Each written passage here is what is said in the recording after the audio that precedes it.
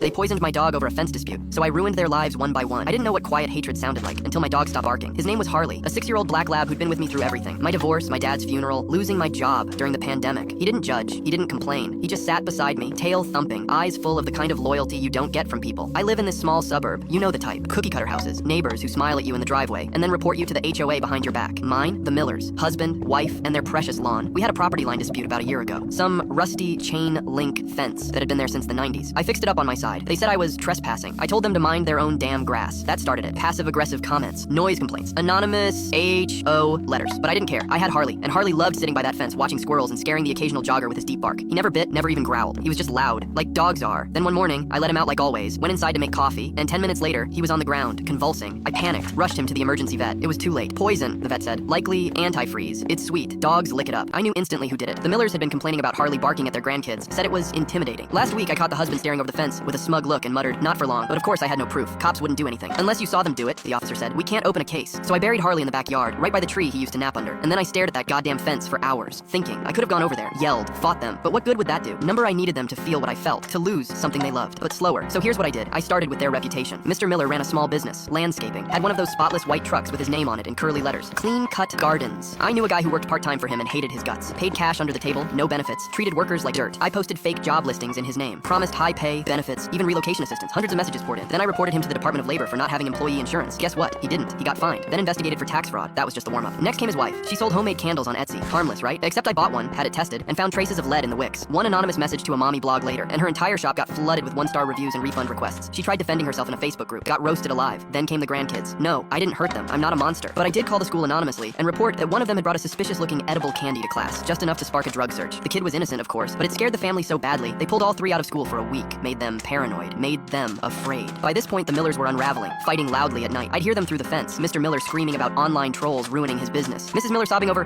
fake reviews. I didn't even have to do anything for days. I just watched, quietly, like Harley used to. But I wasn't done. The last part, the real revenge, I trained a new dog, another lab. Her name's Nova, a rescue. She's quieter than Harley, more watchful. I started walking her past their house every morning, just calmly, letting her sit near the same fence, no barking, no eye contact, just presence. The Millers can't stand it. One morning I saw Mrs. Miller peeking out the blinds. Nova just stared back, no sound, no movement, like a ghost. And then, final touch, I put up a plaque by the tree where Harley is buried. It says, "Here lies the goodest boy." He never bit anyone, but he barked at the wrong house. Now, every time they walk past, they see it. A silent reminder. No charges, no drama, just slow psychological erosion. You poison my dog, I won't scream, I won't fight, I'll outlive you in your own mind. Rest in peace, Harley.